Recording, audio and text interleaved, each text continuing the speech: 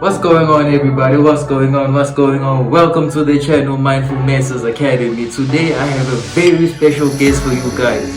I'm all the way out here in Africa, but I've been putting in the work, praying, trusting God for wonderful breakthroughs. And today, I have a special guest all the way from America. Her name is Emily. I'm not even going to do too much talking. I'll leave the talking all up to Emily. So if you guys are ready to level up and hear this message, let's not waste any time. Let's jump straight into it. So, Foundation. I grew up in Seattle, Washington. And so the companies to work for early in my career were Microsoft and Amazon. And so I did early roles there. And I was, in fact, a tester for the very first version of the Kindle device before anyone knew what a Kindle was.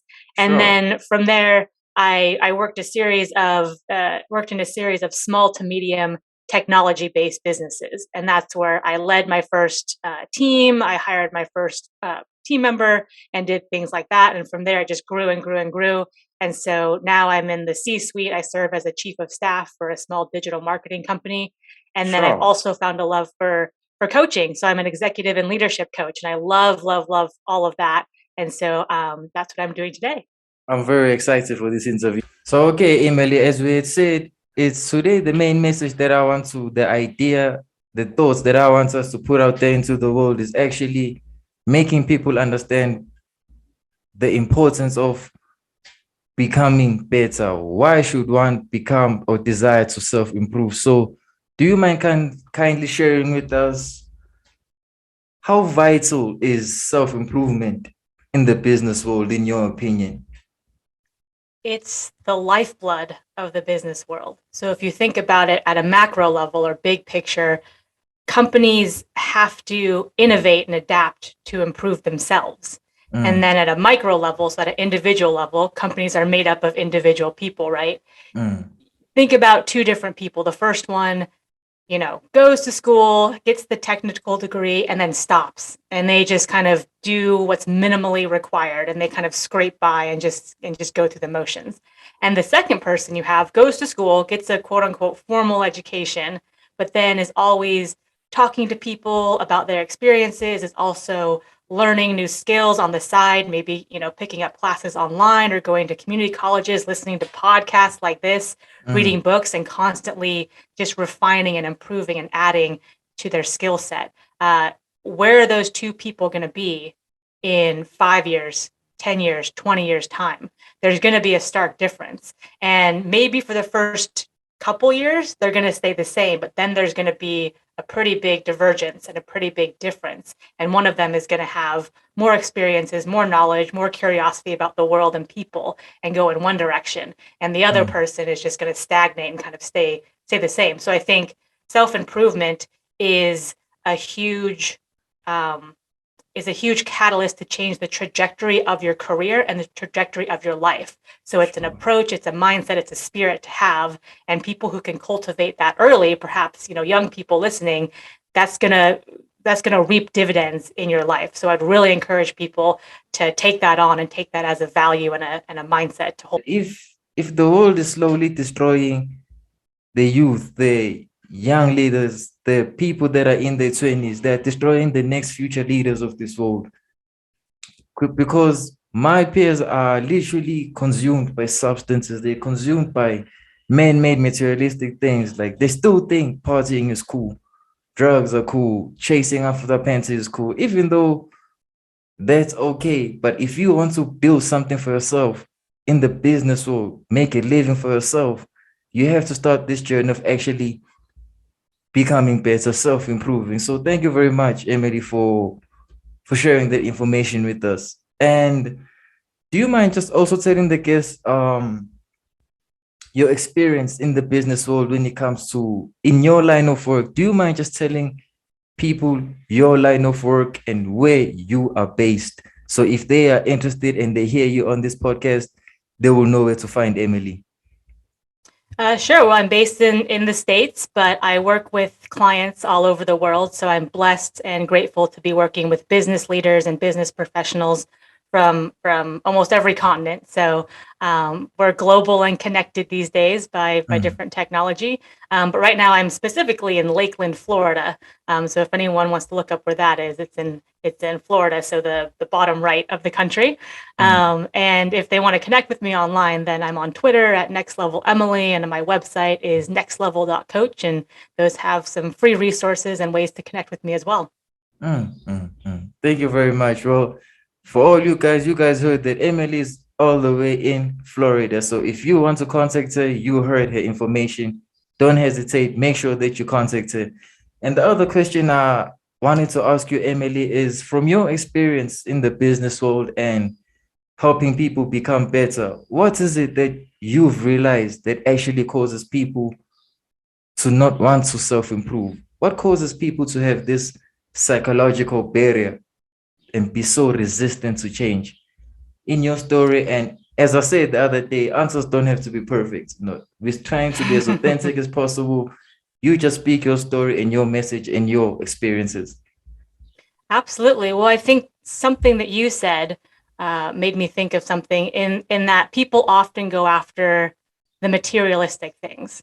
So they go after these false things that society says might be good. I want the nice car. I want the nice job title. I want the high paycheck. And those are all well and fine in of themselves if you're going after them for the right reason.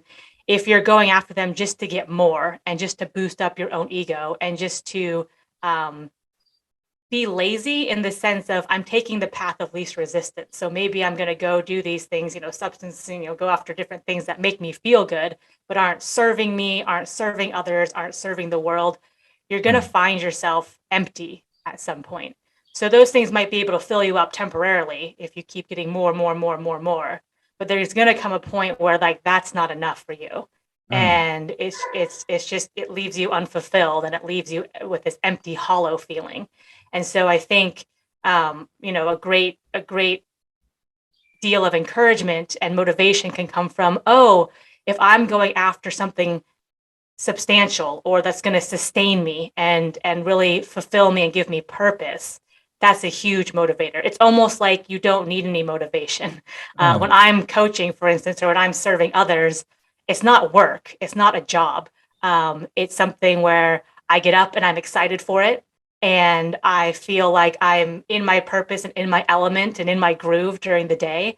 And then at the end of the day, before I go to sleep, I'm certainly tired because I've done a lot with my day, but I just feel so rewarded and so good about that. And so I would really encourage people. It can be tempting and it can be very easy to do an easy thing. And it might be harder, I have to try and I have to learn and I have to start at the beginning and put in my time and put in my repetitions and do the hard work, but it's worth it. So I'm not saying it's going to be easy. I'm saying it's going to be worth it.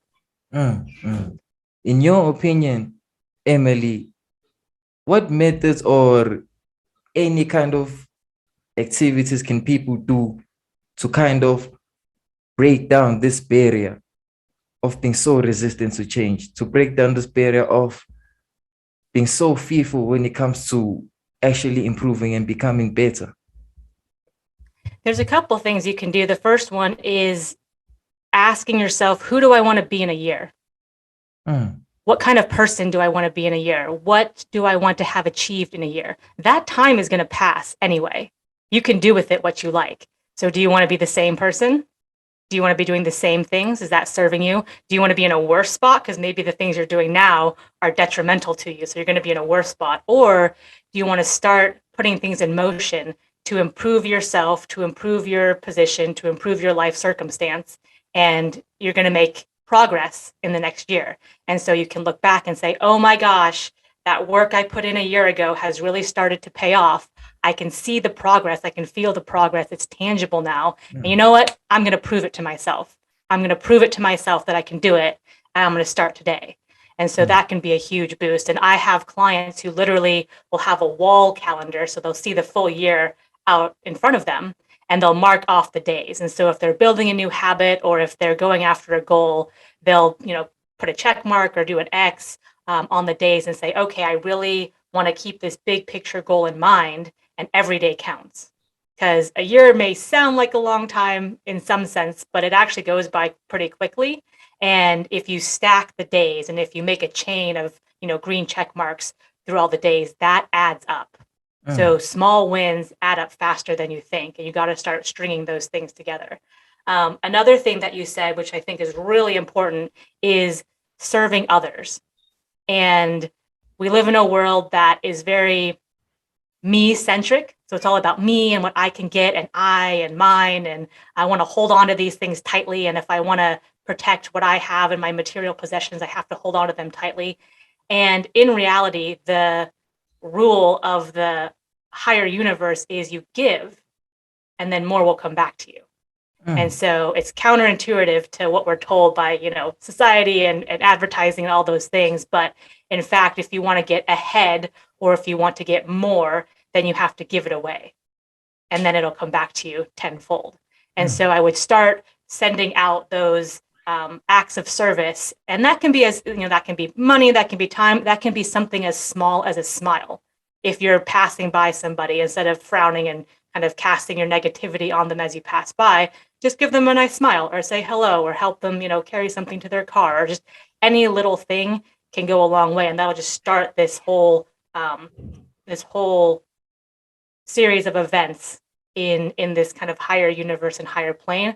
And I think that is real to me, that giving away, and I'm in my unique skill set, I'm in my unique talent, I have my purpose, I have my mission, and I'm going to give part of that away. It comes back to you tenfold.